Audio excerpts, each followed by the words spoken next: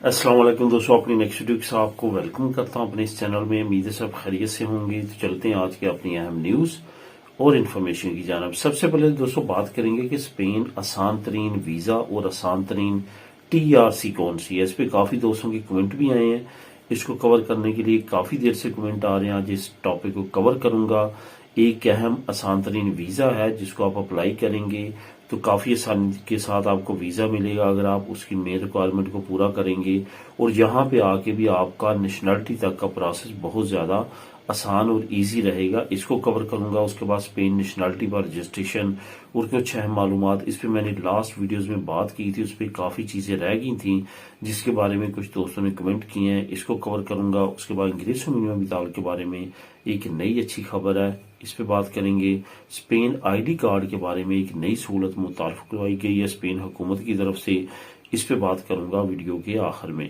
तो दोस्तों जो आज आप लोगों को लिंक मिलेंगे वो इंग्लिश मिनिमम विदाल की जो नई अच्छी खबर है इसका लिंक आपको मिल जाएगा डिस्क्रिप्शन में। उसके बाद स्पेन ID कार्ड नई सहूलत जो मुतारफ करवाई गई है इसका लिंक आपको नीचे डिस्क्रिप्शन में मिल जाएगा। इन दोनों लिंक्स को क्लिक करके आप खुद भी रीड कर सकेंगे।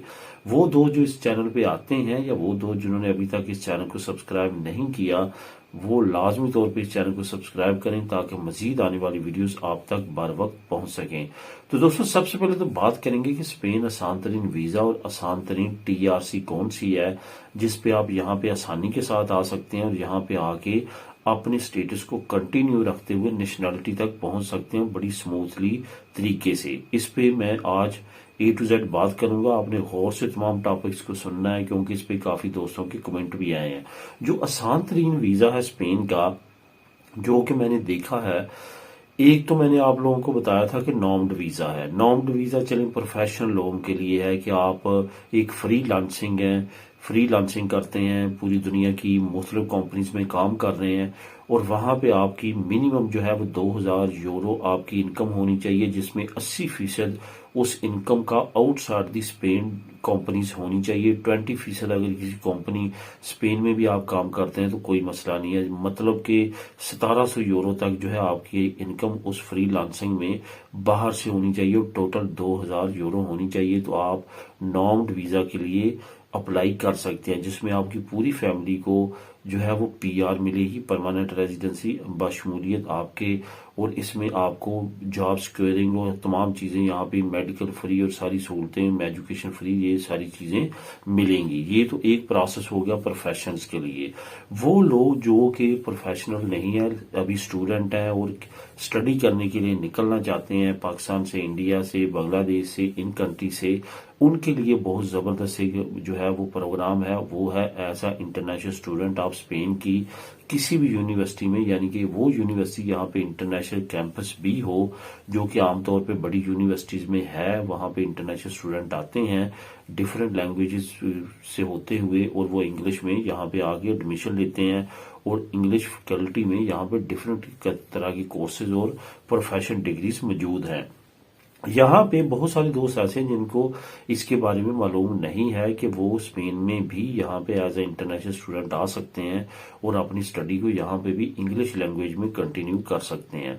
अब यहाँ पे बहुत सारे लोगों को ये भी मसला है कि वो ये कहते हैं कि हमें पहले स्पेनिश का कोर्स करना पड़ेगा और उसके बाद हम शायद यहाँ पे स्टडी कर सकेंगे। ऐसा नहीं है। जो बड़ी बड़ी यूनिवर्सिटीज हैं जैसे कि बार्सिलोना यूनिवर्सिटी हुई, जिरोना यूनिवर्सिटी हुई, मैड्रिड यूनिवर्सिटी हुई, मालागा में बहुत अच्छी अच्छी यूनिवर्सिटीज हैं, अलीकांते में इंटरनेशनल यूनिवर्सिटी है। वहां पे इंटरनेशनल स्टूडेंट्स आते हैं डिफरेंट कंट्री से जिनका बैकग्राउंड बिल्कुल भी स्पेनिश लैंग्वेज वाला नहीं है। इस वजह से ये कोई भी मसला नहीं है कि आपको पहले जो है वो स्पेन लैंग्वेज स्पेनिश करना पड़ेगी और उसके बाद आप एडमिशन ले सकेंगे। इस वजह से मैं ये कहना चाहूंगा कि इसमें कोई भी इशू नहीं है कि आप किसी भी लैंग्वेज से हैं, किसी भी कंट्री से हैं और यहाँ पे आप एज ए इंटरनेशनल स्टूडेंट आ सकते हैं। यहाँ पे और भी आपको डिफरेंस बताता चलूं, ये जर्मनी की निस्बत, फ्रांस की निस्बत, UK की निस्बत, हॉलैंड की निस्बत और बाकी जो तरक्की याफ्ता यूरोपियन कंट्रियां उनकी निस्बत यहाँ पे जो ट्यूशन फीस है इनकी वो भी उन कंट्रीज की निस्बत जो है वो सस्ती है, यानी कि चीपर है। यहाँ पे अगर आप आते हैं तो आपका जैसे आप आते हैं, जो नए प्रोग्राम इन्होंने लॉन्च किए हैं एज ए इंटरनेशनल स्टूडेंट्स के लिए, उनके लिए जो इन्होंने नए प्रोग्राम मुतारफ करवाए हैं उसमें काफी ज्यादा सहूलतें रखी हैं। जिसमें अब नया इमिग्रेशन जो प्लान है 2025 उसमें इन्होंने इंटरनेशनल स्टूडेंट्स के लिए पीआर और टेम्परेरी रेजिडेंसी और इस तरह के जो काम हैं इसमें बहुत ज़्यादा आसान कर दिया है। यानी कि आप अगर अपनी डिग्री को मुकम्मल करते हैं और कोई काम करना चाहते हैं उससे रिलेटेड, तो आपको जो है वो स्पेशल सहूलतें दी गई हैं, आप उसको कर सकते हैं। अब यहाँ पे मैं एक और बात आपको कहना चाहूँगा कि जैसे आप अपनी डिग्री यहाँ पे मुकम्मल करते हैं तो यहाँ पे आपको एक ख़ास टाइम पीरियड मिलेगा जिसमें आप जॉब तलाश कर सकते हैं। जॉब आपको मिल जाती है, उस डिग्री से रिलेटेड कॉन्ट्रैक्ट मिल जाता है, तो आप यहाँ पे लीगल हो जाते हैं। लीगल होने के बाद जो है आप यहाँ पर परमानेंट रेजिडेंसी तक पहुँचते हैं और उसके बाद यहाँ की आप नेशनलिटी अप्लाई कर सकते हैं। काफ़ी अच्छे प्रोग्राम हैं जो कि यहाँ पे मुतारफ़ करवाए गए हैं।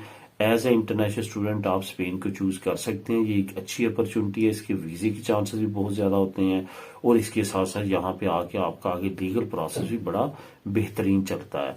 तो इसके बारे में आप सोचें और इसके बारे में जिन दोस्तों के कमेंट आए थे उसको मैंने जो है वो कवर करने की कोशिश की। आपके कमेंट्स जो जो आपने पूछे थे, इसके अलावा अगर कोई कमेंट हो तो आप नीचे डिस्क्रिप्शन में लिख सकते हैं, मैं उसको भी नेक्स्ट वीडियोज में कवर कर दूंगा। अब दोस्तों बात करते हैं कि स्पेन नेशनलिटी पर रजिस्ट्रेशन और अहम मालूमात। मैंने लास्ट वीडियोस में बात की थी कि स्पेन नेशनलिटी पर रजिस्ट्रेशन आप जिस कंट्री में भी जाते हैं वहां पे काम करते हैं तो लाजमी तौर पे करवानी है 3 साल के अंदर अंदर, वरना ऑटोमेटिकली जो सिस्टम है वो आपकी नेशनलिटी को खत्म कर देगा।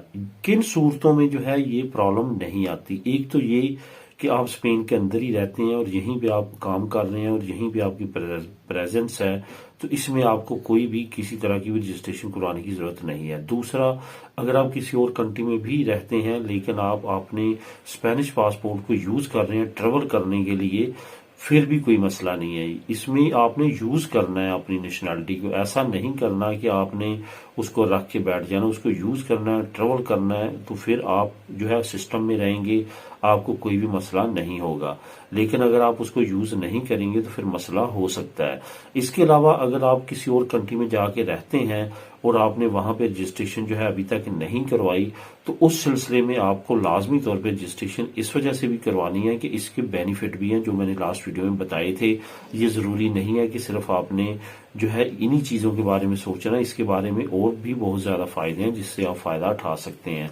इस वजह से ये तमाम पे लागू नहीं होता। जो इसको यूज करते हैं, जो इसका इस्तेमाल करते हैं, उन पे ये बिल्कुल भी लागू नहीं होता। ये उन्हीं के लिए है जो वहां पे जाके भूल जाते हैं और अपने उन कंट्रीज में कामों में लग जाते हैं, उसके बाद जो उनको जो है ये खतरा है। जैसे कि मैंने एक बड़ा वाकया आप लोगों के साथ शेयर किया था जो उस वक्त काफी फेमस हुआ था सोशल मीडिया पे, तो वो तमाम चीजें मैंने उस वक्त भी शेयर की थी, दोबारा भी रिपीट किया है कि आपको उसकी सही तौर पे समझ आ सके।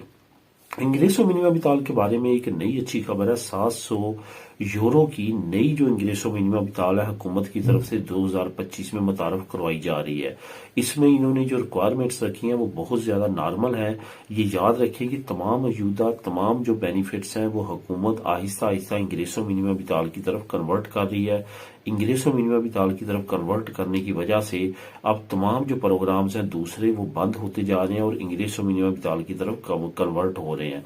यही वजह है कि ये जो 700 यूरो की इमदाद है ये भी कुछ इसी तरह फैमिली इमदाद है जिसको कन्वर्ट कर दिया गया है। इसकी मजीद डिटेल आप नीचे लिंक नंबर 1 को क्लिक करके खुद भी रीड कर सकते हैं। अब दोस्तों बात करते हैं स्पेन आईडी कार्ड की, जो एक नई सहूलत जो है हुकूमत ने मुतारफ करवाने का ऐलान किया है। असल में ये जो नई सहूलत है स्पेन आईडी कार्ड की, ये दनी के बारे में है। दनी जो है ये अब आपको पता है कि फिजिकली आपके पास होती है और उसको आप यूज करते हैं, लेकिन हुकूमत ने जो नया प्रोग्राम लॉन्च किया है नेशनल पुलिस की मदद से, वो ये लॉन्च किया है कि अगर आप इसको डिजिटलाइज तौर पे अपनी ऐप में अपने मोबाइल में रखना चाहते हैं, फिजिकली अपने पास नहीं रखना चाहते, तो फिर भी मुमकिन है। डिजिटलाइज अगर आप अपनी दनी को आप करवाना चाहते हैं तो इसका जो लिंक मैं नीचे दे रहा हूँ, लिंक नंबर 2, वहां पे तमाम डिटेल मौजूद है। आपने किसी भी पुलिसिया नेशनल कमिसारिया में जाना है सीता लेके और वहां पे आप उनकी मशीन के जरिए अपना जो दनी है उसको डिजिटलाइज करवा सकते हैं। वैसे भी जब आपको दनी दी गई थी तो वहां पे एक पिन दिया गया था, उस पिन की मदद से आप बड़ी इजीली अपनी दनी को डिजिटलाइज कर सकते हैं और उसको फिजिकली अपने पास रखें ना भी रखें तो फिर बाई लॉ आप पे कोई भी मसला नहीं होगा। तो इस तरह से आप इसको इस्तेमाल कर सकते हैं। इसकी मुकम्मल डिटेल के लिए नीचे लिंक नंबर 2 मौजूद है, आप क्लिक करके खुद भी रीड कर सकते हैं। तो दोस्तों ये थी आज की अहम न्यूज और इन्फॉर्मेशन। मिलेंगे नेक्स्ट वीडियो में नई अपडेट्स के साथ। अल्लाह हाफिज।